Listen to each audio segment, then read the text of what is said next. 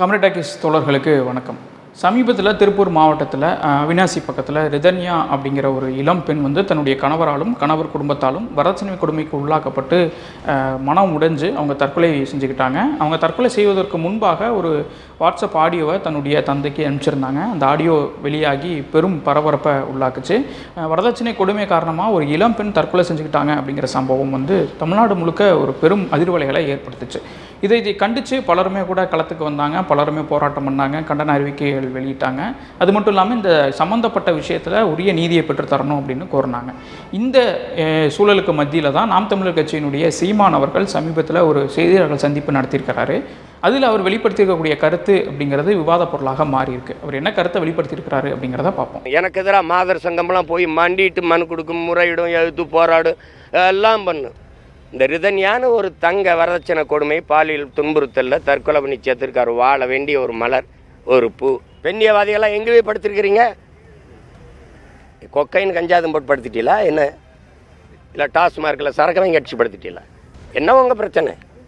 அவருடைய இந்த கருத்தை பொறுத்த வரைக்கும் பார்த்தோம் அப்படின்னா, அவர் சம்மந்தப்பட்ட இந்த விவகாரத்தில் நீதி கிடைக்கணும் அப்படிங்கிறத தாண்டி மாதர் சங்கம் அப்படிங்கிற அந்த அமைப்பை டிஃபேம் பண்ணுறது, அவதூறு பண்ணுறது அப்படிங்கிற டோனில் தான் பேசியிருக்கிறாரு. குறிப்பாக அவர் பயன்படுத்தியிருக்கக்கூடிய வார்த்தைகள், இந்த மாதிரியான பெண்களுக்கு எதிரான கொடுமைகள் நடக்கும்போது பெண்ணி இயக்கங்கள் எங்கே போய் படுத்திருந்தாங்க அப்படிங்கிற வார்த்தைகளை பயன்படுத்துறதாகட்டும், கஞ்சா அடிச்சுட்டு நீங்களாம் படுத்திருந்தீங்களா அப்படின்னு சொல்கிறதாகட்டும், இந்த வார்த்தைகள் எல்லாமே முழுக்க முழுக்க மாதர் அமைப்பை, மாதர் சங்கத்தை அவங்களை கேவலப்படுத்தணும் அப்படிங்கிறக்காகவே பயன்படுத்தியிருக்கிறாரு. இவருடைய இந்த கருத்தை ஒட்டி பலருமே சமூக வலைதளங்களில் மாதர் சங்கம் எங்கே போச்சு அப்படின்னு கேள்வி எழுப்பியிருக்கிறாங்க. அது மட்டும் இல்லாமல் அவர்களுடைய கண்ணோட்டத்தில் மாதர் சங்கம் அப்படிங்கிறது அந்த கவுண்டமணி படத்தில் வந்த ஒரு காட்சியில் வரக்கூடிய மாதர் அமைப்பு, அவங்களுடைய ஃபோட்டோவை வச்சுட்டு தான் இதுதான் மாதர் சங்கம் அப்படிங்கிற புரிதலில் அவங்க இருக்கிறாங்க. அவங்களாம் எந்த காலத்தில் இருக்காங்க அப்படிங்கிறது தெரியல. உண்மையில் இந்த விவகாரத்தில் மாதர் சங்கம் உண்மையிலே தலையிட்டதா இல்லையா, அவங்க போராட்டம் நடத்தினாங்களா இல்லையா அப்படின்னா,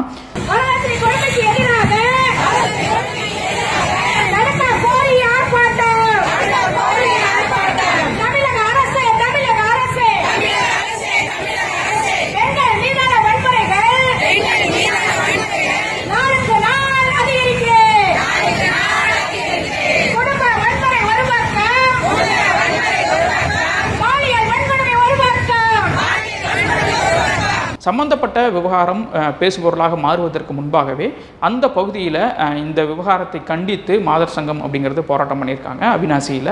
இன்னொன்று, அந்த இளம்பெண் இறந்ததுக்கு அப்புறம் சம்மந்தப்பட்ட குடும்பத்தாரை சந்தித்து அவர்களுக்கு இந்த அமைப்பினர் ஆதரவும் தெரிவிச்சிருக்கிறாங்க. அவினாசியில் ஒரு செய்தியாளர்கள் சந்திப்பு நடத்தி இந்த விவகாரத்தில் உரிய நீதியை பெற்றுத்தரணும் அப்படின்னு மாதர் சங்கம் பேசியிருக்கு.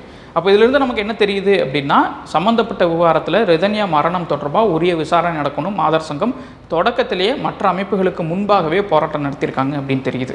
அப்படி இருக்கும்போது சீமான் எதற்காக இந்த விவகாரத்தில் மாதர் சங்கத்தின் மீது இப்படி ஒரு அவதூறை பரப்பணும் அப்படின்னா, உண்மையில் சீமானுக்கு ஏற்கனவே மாதர் சங்கத்தின் மீது இருந்த ஒரு கோபம் தான் காரணமாக தெரியுது. ஏன் அப்படின்னா, பெங்களூரில் இப்போ இருக்கக்கூடிய ஒரு திரைக்கலைஞர், ஒரு பெண் நடிகை, அவர்கள் சீமானால் ஏமாற்றப்பட்டிருக்கிறார்கள் அப்படின்னு ஒரு புகாரை தெரிவிக்கும் போது அதற்கு அந்த பெண்ணிற்கு ஆதரவாக நின்ன அமைப்பு அப்படிங்கிறது மாதர் சங்கம். இந்த விவகாரத்தில் சீமான் மீது உரிய நடவடிக்கை எடுக்கணும் அப்படின்னு மாதர் சங்கம் கோரியிருந்தாங்க. இதனால் கடுப்பான சீமான் அவர்கள் தான் இன்னைக்கு மாதர் சங்கத்தின் மீது ஒரு கண்டனம் அப்படிங்கிற பேரில் ஒரு அவதூறை தெரிவிச்சிருக்கிறாரு. உண்மையில் மாதர் சங்கம் போட்டு பொழந்ததனுடைய காரணம் அப்படிங்கிறதான் சீமான் இன்றைக்கு கதறுவதற்கான காரணமாக மாறி இருக்குது. சீமானை பொறுத்த வரைக்கும் பார்த்தோம் அப்படின்னா, பல செய்தியாளர்கள் சந்திப்பில், பல தனிப்பட்ட அவருடைய உரையாடல்கள் வெளிவரும் போதெல்லாம் பெண்களை ரொம்ப மோசமாக கேவலமாக பேசக்கூடிய வழக்கம் அப்படிங்கிறது தொடர்ச்சியாகவே இருந்துகிட்டு இருக்குது. இப்போ எப்படி செய்தியாளர்கள் சந்திப்பில் இவ்வளோ மோசமாக பேசினாரோ, அந்த நடிகை பாதிக்கப்பட்ட போது நடந்த செய்தியாளர்கள் சந்திப்பில் எல்லாருமே ரொம்ப கேவலமாக பேசினார். அவர் பயன்படுத்திக்கூடிய வார்த்தைகள்லாம் பார்த்தோம் அப்படின்னா எதுவுமே அச்சில் ஏற்ற முடியாத வார்த்தைகள். அவ்வளவு கேவலமாக பேசக்கூடிய ஒரு நபராக இருக்கக்கூடிய சீமான் அவர்கள், அவருடைய சக தம்பிகள் அவர்களும் கூட மேடையில் ரொம்ப கேவலமாக பெண்கள் தொடர்பான வார்த்தைகளை பயன்படுத்திகிட்டு இருக்கிறாங்க. அப்போ ஏன் இவங்க இப்படியே பேசிகிட்டு இருக்காங்க அப்படின்னு நம்ம கவனித்தோம் அப்படின்னா, சீமான் மண்டையில் ஊறி போயிருக்கக்கூடிய ஒரு ஆணாதிக்க மனநிலை அப்படிங்கிறது அதுக்கு காரணமாக இருக்குது. ஏன் அப்படின்னா, சீமான் வந்து தொடர்ச்சியாக தன்னை போல சரிசமமாக தனக்கு சரிசமமாக ஒரு பெண் வந்துட்டா அவர்களை வந்து டீஃபேம் பண்ணுறது, அவர்களை கேவலமாக பேசுறது, ரொம்ப கொச்சையான வார்த்தைகளை பயன்படுத்தி அவங்களை திட்டுறது அப்படிங்கிறத தொடர்ச்சியாக பண்ணிக்கிட்டே இருக்காரு. மாதர் சங்கத்தை பொறுத்த வரைக்கும் பொதுவாகவே நமக்குள்ள ஒரு கருத்து இருக்குது, மாதர் சங்கம் என்ன பண்ணுச்சு அப்படிங்கிற ஒரு டேர்ம். அது ரொம்ப தமிழ்நாட்டில் ஃபேமஸான டேர்ம். உண்மையில் மாதர் சங்கம் பல போராட்டங்களில் பல விஷயங்களில் தலையீடு செஞ்சுருக்கிறாங்க. இந்த ரிதன்யா விவகாரம் தொடர்பாக நம்ம வந்து அந்த மாதர் அமைப்பில் இருக்கக்கூடிய ராதிகா அவர்கள் மாநில நிர்வாகி, அவர்கிட்ட தகவல் கேட்டோம். நம்ம இதில் உண்மையாலுமே கலந்துக்கிட்டீங்களா இல்லையா, என்ன இந்த சமீபங்களில் என்ன மாதிரியான போராட்டங்களை நீங்கள் கலந்துக்கிட்டீங்க அப்படின்னு சொல்லி அவங்க ஒரு பெரிய லிஸ்ட் பண்ணாங்க. அந்த லிஸ்ட்டை கொஞ்சம் நம்ம இப்போ பார்ப்போம். கள்ளச்சாராயத்தை தடுக்கிறதுக்காக ஆரணியில் ஆர்ப்பாட்டம், ஈசா யோகா மையத்தின் மீது நடவடிக்கை எடுக்கணும் அப்படின்னு கோவையில் ஆர்ப்பாட்டம், இசைக்கலைஞர் இசைவாணிக்கு ஆதரவாக அவங்களுக்காக களத்தில் நின்றுது, கல்வி வளாகங்களில் மாணவிகளோட பாதுகாப்பை உறுதி செய்யறதுக்காக தமிழ்நாடு அரசை வலியுறுத்தி கேட்டுக்கிட்டது, அண்ணா பல்கலைக்கழக மாணவி பாலியல் வழக்கில் உரிய நீதி அவங்களுக்கு கிடைக்கணும்னு களத்தில் நின்றதும் மாதர் சங்கம் தான். இது மட்டும் இல்லாமல் குழந்தைகளுக்கு மீதான குற்றங்களை தடுக்கிறதுக்காக சட்டமன்ற சிறப்பு அமர்வை கூட்டணும்னு மாதர் சங்கம் கேட்டுக்கிட்டாங்க. இதுக்காக சட்டமன்றத்தை நோக்கி பேரணியும் செஞ்சாங்க. முதல்வர் மு.க. ஸ்டாலினை சந்தித்து மனுவும் கொடுத்துருக்குறாங்க. பெண்களுக்கான கொள்கைகளை நடைமுறைப்படுத்தணும், அதை இன்னும் தாமதப்படுத்தக்கூடாது அப்படின்னு கேட்டுக்கிட்டதும் மாதர் சங்கம் தான். கள்ளக்குறிச்சி ஸ்ரீமதி கொலை வழக்கில் அவங்க அம்மாவையே குற்றம் சாட்டும் போது அவங்களுக்கு ஆதரவாக நின்னதும் இதே மாதர் சங்கம் தான். இது மட்டும் இல்லாமல் சாதி ஆணவ படுகொலைக்கு எதிராக சிறப்பு சட்டம் கொண்டு வரணும்னு போராடினதும் மாதர் சங்கம் தான். இதுக்காக கோட்டையை நோக்கி பேரணியும் போயிருக்கிறாங்க.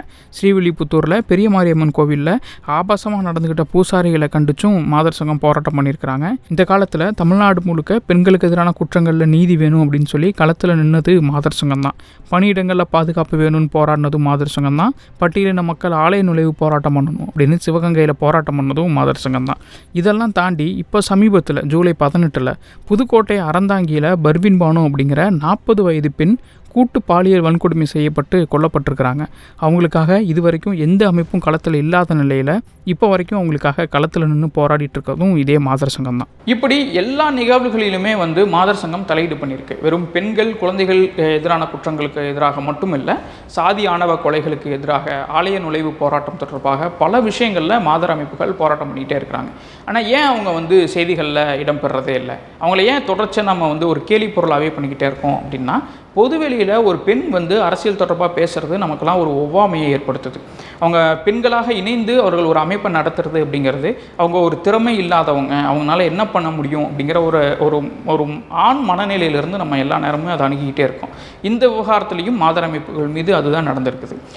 மற்ற அமைப்புகள் எந்த அமைப்புகள் மீதும் பெருவாரியான விமர்சனங்கள் என்பது இல்லாத போது மாதர் சங்கத்தின் மீது மட்டும் இவ்வளவு பெரிய விமர்சனங்கள் வருவதற்கும் இதுதான் காரணமாக இருக்குது. மாதர் அமைப்புகளில் வேலை செய்யக்கூடியவங்கள்லாம் யார் அப்படின்னா, உண்மையிலேயே நம்ம வீட்டிலிருந்து போகக்கூடிய நம்ம அம்மாவாகவும் நம்முடைய தங்கையாகவும் நம்ம உறவினர் பெண்களாகவும் அவர்கள் எல்லாரும் தான் எளிய குடும்பத்து பெண்கள் தான் ஒரு சமூகத்தில் நடக்கக்கூடிய அநீதிகளுக்கு எதிராக, பெண்களுக்கு எதிரான குற்றங்களுக்கு எதிராக தொடர்ச்சியாக பேசிக்கிட்டே இருக்கிறாங்க. அப்படி இருக்கும்போது இந்த நடுத்தர வர்க்கத்தைச் சேர்ந்த இந்த பெண்கள் பொதுவெளியில் வந்து அரசியல் பேசுறது, தாங்கள் பாதிக்கப்பட்டதுக்காக நீதி கேட்கறது அப்படிங்கிறது இங்கே இருக்கக்கூடிய ஆண்மயவயப்பட்ட தலைவர்களுக்கும் மற்ற இதர ஆண்களுக்கும் இந்த சமுதாயத்துக்குமே ஒரு வித ஒவ்வாமையை தருது. அந்த ஒவ்வாமையிலிருந்து தான் மாதர் சங்கத்தின் மீது தொடர்ச்சியாக அவதூறுகளை அவங்க தெளிச்சுக்கிட்டே இருக்கிறாங்க. நான் முதலேயே லிஸ்ட் அவுட் பண்ண மாதிரி இவ்வளவு பெரிய போராட்டங்களில் மாதர் அமைப்புகள் ஈடுபட்டிருந்தாலும் தொடர்ச்சியாக அவங்களுடைய க்ரெடிபிலிட்டியை நம்ம கொஷின் பண்ணிக்கிட்டே இருக்கிறோம்.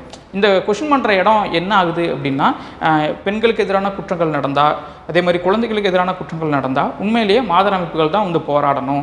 பெண்களுக்கான குற்றங்கள் நடக்கும்போது பெண்கள் தான் அதை கேட்கணும், குழந்தைகளுக்கு எதிரான குற்றம் நடக்கும்போது பெண்கள் தான் அதை கேட்கணும் அப்படிங்கிற ஒரு மைண்ட் செட்டை நமக்குள்ளே தொடர்ச்சியாக க்ரியேட் பண்ணிகிட்டே இருக்காங்க.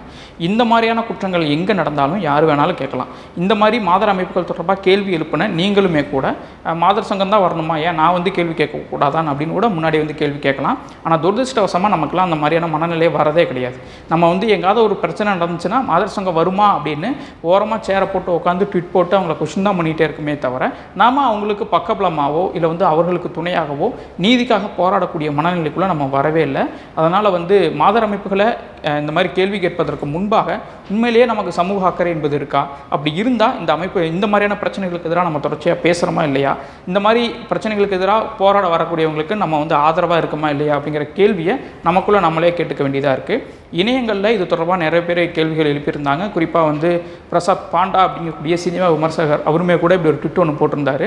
நாக்கப்படுங்கிற மாதிரி கேள்வி கேட்ட சீமான் அப்படின்னு ஒரு ட்வீட் போட்டிருந்தாரு. உண்மையில் இவ்வளவு பொய்யான தகவலை பரப்புனதுக்காக சீமானை தான் நாக்கப்படுங்கிற மாதிரி அவர் கேள்வி கேட்டிருக்கணும். ஆனால் துரதிர்ஷ்டவசமாக அவருடைய காதுகளுக்கும் கண்களுக்கும் உண்மைகள் போய் சேர்றதே இல்லை. ஒருவேளை இந்த வீடியோவை அவங்க பார்த்தா பகிரங்கமாக மாதர் அமைப்பு குறித்து தவறான தகவலை பதிவிட்டதுக்காக அவங்க மன்னிப்பு கேட்கணும். அப்படி கேட்கல அப்படின்னா உண்மையிலேயே தன்னை நம்பி இருக்கக்கூடிய தன்னுடைய ட்விட்டரையோ தன்னுடைய செய்திகளையோ பார்க்கக்கூடிய ரசிகர்களுக்கு ரொம்ப கேவலமான பொய்யான தகவலை தான் பரப்பணும் அப்படின்னு ஒத்துக்கணும். அதுதான் பொதுவெளியிலுமே அவர்கள் செய்யக்கூடிய ஒரு வேலையாக இருக்கும். இந்த வீடியோ பார்த்துட்டு இருக்கக்கூடிய பலருமே கூட மாதர் அமைப்புகளை தொடர்ச்சியாக விமர்சனம் பண்ணக்கூடியவர்களாக கூட இருக்கலாம். ஆனால் உண்மையில் அவர்கள் களத்தில் போராடிட்டு இருக்காங்க. ஒருவேளை வாய்ப்பு கிடைச்சா அவருடைய போராட்டத்துக்கும் பெண்கள் எதிரான குற்றங்கள் நடக்கும்போது அதற்கு எதிராகவும் உங்களுடைய வாய்ஸை வெளிப்படுத்துங்க.